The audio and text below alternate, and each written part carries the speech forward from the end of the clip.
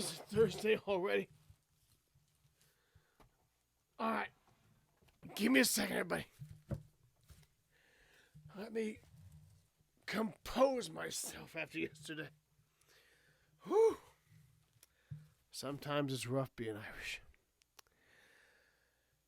Whew. All right. It was a long night, and I hope you guys enjoyed your day off, because tonight is Grover Cleveland's birthday. Welcome back to A Toast to History. And even though I'm a bit buzzed, the show must go on.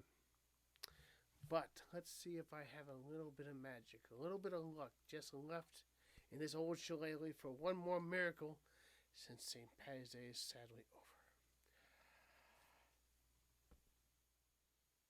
Wow, that actually worked. Awesome. Let's see if I can do the bar too. Nah, I've always won at least 2 days of St. Patty's Day.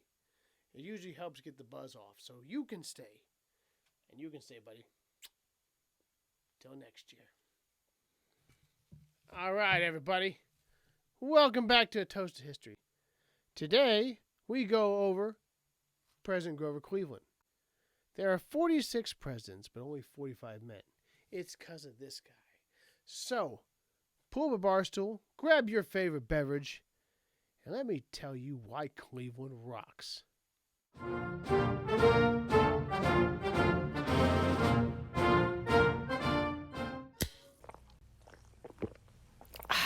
Now that's good history.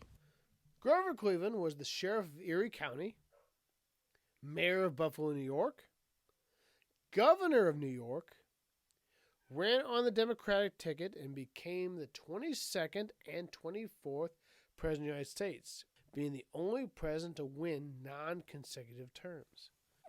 President Cleveland was known as Grover the Good. He gets this from his younger days even. When he was younger, his dad was a pastor. And at the age of 16, his dad dies. But before that, this pastor was moving around from church to church. So he had to move with him. And he got this sense of he wanted to be very honest and upfront because of his dad. At the age of 16, he has to drop out of school in order to help the family because father died. He needed to go to work. So he worked hard. He went to school himself, and he ended up passing the bar. An honest lawyer? What?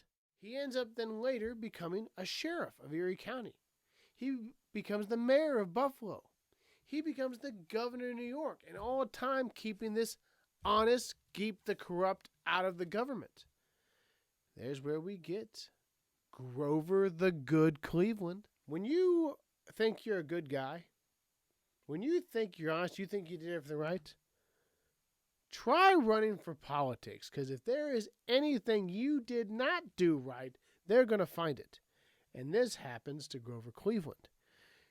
Grover the Good, out of New York, the governor, gets into one of the most mudslinging, most tear-at-the-throat elections you've ever seen. And the Republicans find out that he has an illegitimate son. He is a son to a woman he's not married to. And they attack him with this. They throw it in his face. They're like, Grover the Good, huh? And they put up billboards showing a kid saying, "Where's my pa?" And literally do a whole campaign mudslinging this guy. And Grover Cleveland does something they would not expect. What do you think he did? No, he did what normally politicians don't do. He admits it. He's like, you're right. I did do that. He accepts full responsibility. And the American people, they love this. They're like, he's honest. It was a close election. He only wins 49% of the popular vote, but he wins the Electoral College by a narrow margin. Why? Because of his honesty. They're like, wow, an honest politician? Where do I sign? Grover Cleveland is a bachelor while he goes into office. And there's really nobody in sight. They think he's going to be a bachelor president. But he goes from bachelor to family man while in the White House. He marries a young college student who graduates, Frances Folsom. And she becomes the First Lady. She becomes a fad. The public eats this up. And so do entrepreneurs. They put her on hair ads. They put her on clothing ads. Most of them are without her permission. She becomes a huge fad and is beloved by the nation, this young college girl, and becomes an inspiration. She goes from college grad to First Lady.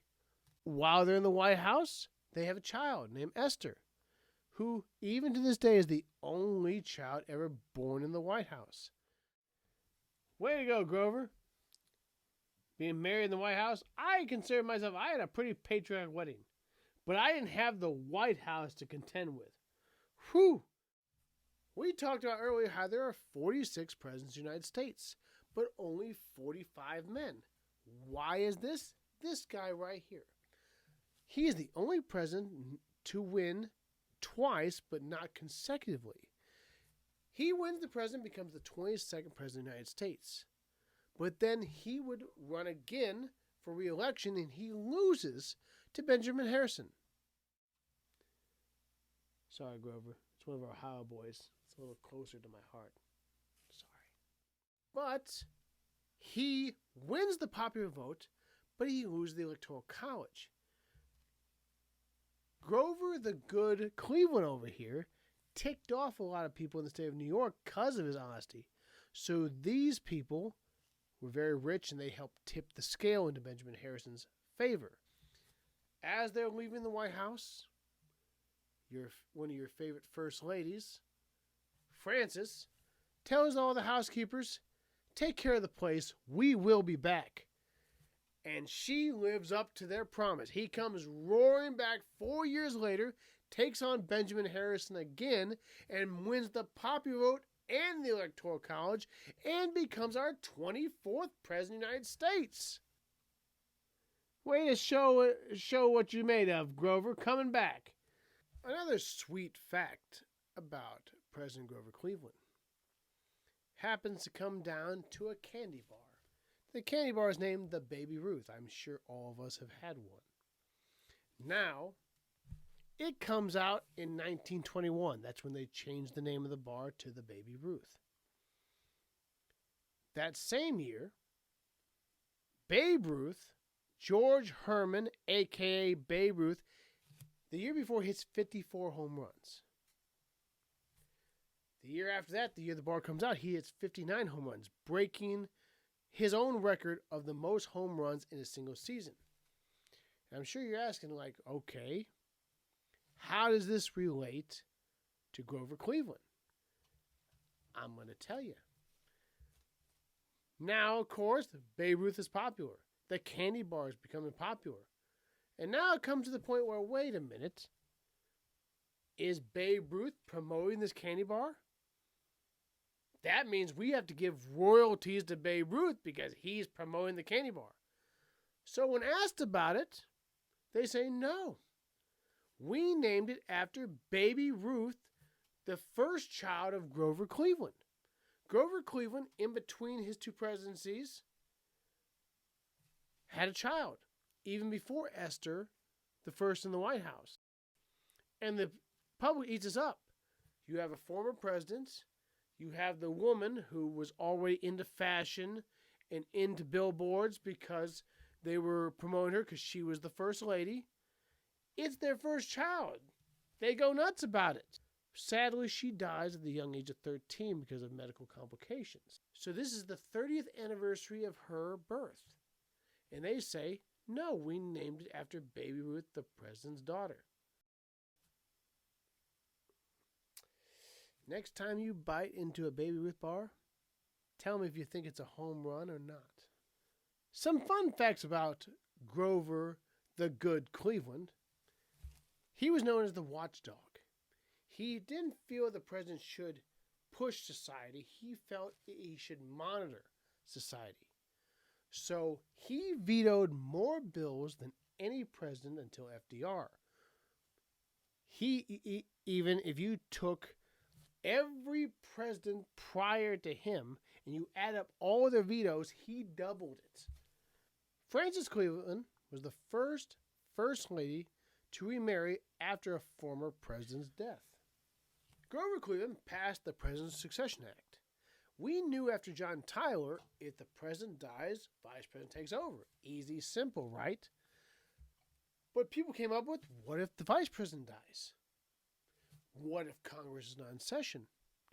What if a politician, after the vice president dies, is running for re-election? Who takes over? Who's our president?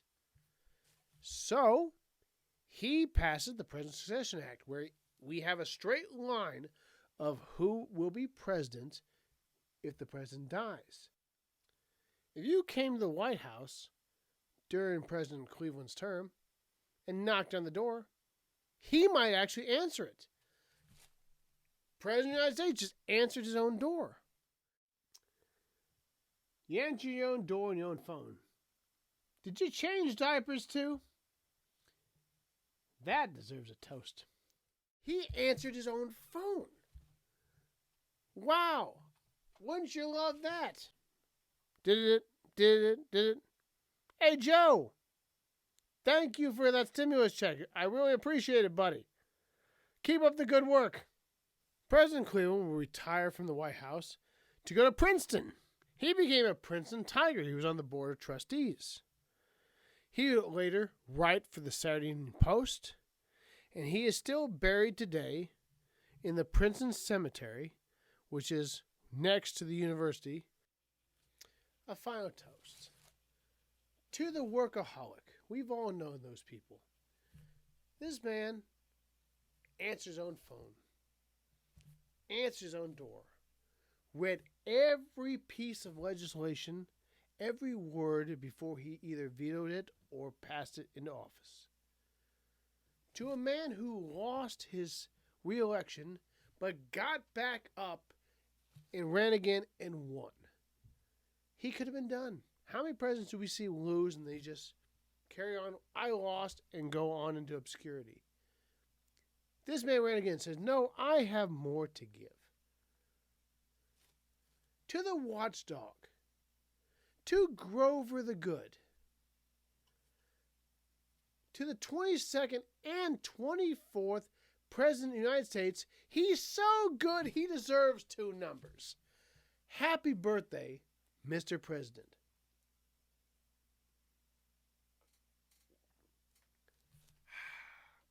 Now that's good history. This just in from outside sources. We have number 14. In line for president is the Secretary of Transportation. Number 15, we have Secretary of Education. Number 18, we have Secretary of Homeland Security. The things that sometimes hurt my head, but I have to go with it. Let this soak into y'all out there. Sip on your beer, sit back, and listen to me one more time. The Secretary of Transportation, the Secretary of Education, is ahead of the Secretary of Homeland Security.